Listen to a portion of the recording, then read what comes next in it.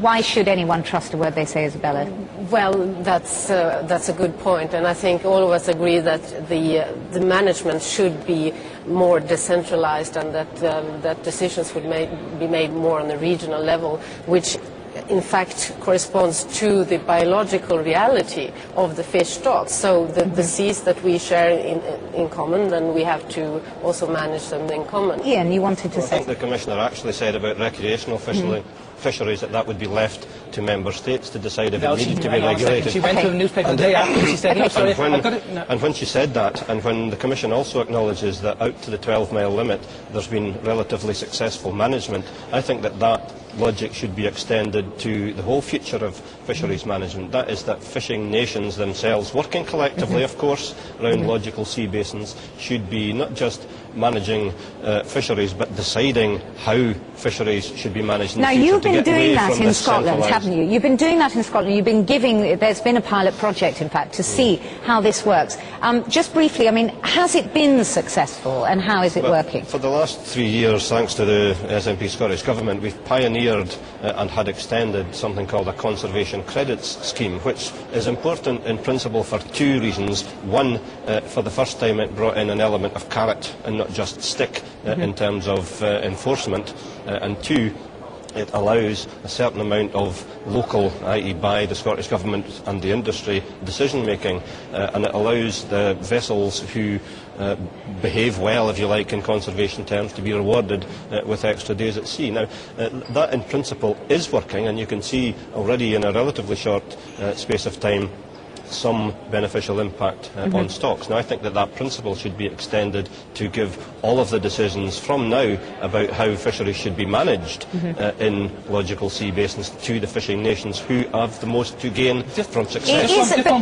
Briefly, don't go back to angling and recreational fishing. She did say to you that, told MEPs one thing, she then tells the journal, the Fishing News, something different. Okay, that's enough of that though, John. Let me ask Isabella first of all though. This is all very well devolving these issues down, but what about the overriding policies? What about the overriding thinking? Because that's been lacking, hasn't it? At the end of every year there's a bit of horse trading, quota swapping, and the whole thing seems to go out the window.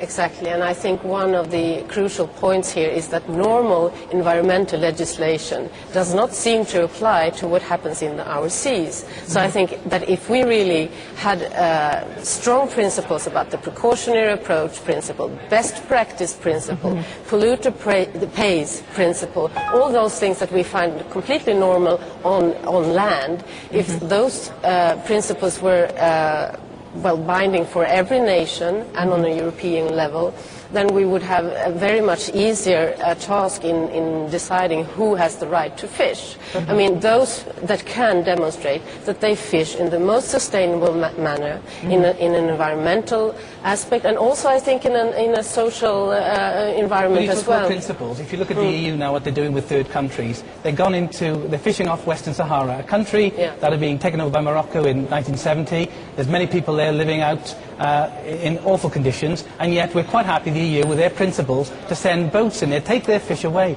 They go down to West Africa, they're taking fish from poor people there that need fish to live on. They're living hand to mouth. And yet the EU, under their wonderful plan, to take over. They tried to go into Canada, but they were stopped in Canada. Well, one of the issues is actually under discussion, is actually improving these third country agreements, whether or not that happens. There are a lot of problems in our let's say, external dimension of our policies in all these fishing agreements that we have with many third countries.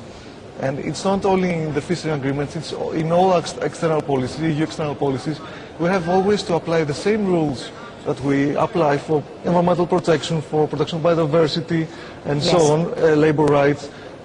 Domestically, we cannot be advocating something else when we are in international negotiations. Yes. We have to keep our principles. I just feel that the EU is all it's concerned about is looking after certain individual member states, and a typical example of that is what I just mentioned. They go into third countries. There's a moral issue here, and I believe the EU has got the moral of You a must tomcat. presumably, John, given you represent fishing communities in Wales, now you must be pleased as an elected representative. You now, under the Lisbon Treaty, have the power to actually represent those people in a meaningful way. Sure, and I'll do that, of course. Okay, so you support that change under the Lisbon Treaty? The whole issue, as far as we're concerned, is we want to take the UK out of this European Union. until then you we can decide that. until you do, we will fight at every corner we can, but we must highlight the fact about the destruction of the fishing industry in the UK, including Wales. And again, I go back to the angling side. That'll ruin our tourism industry in Wales as well. So they're all affected by this. Is it really the fault of the common fisheries policy that these communities are struggling in the way they are? Because they are, undoubtedly.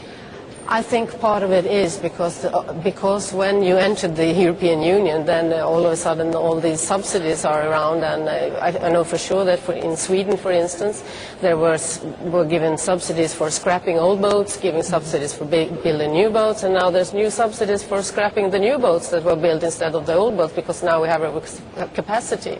So I think that's a structural problem, and I want to say that you probably misunderstood me. I said that the EU should have principles in the future common fisheries policy to safeguard that all on the regional level that we apply all of these principles. And I totally agree with you about the fisheries so-called partnerships agreements that the European Union has with third world countries, that they should be sustainable if it's possible.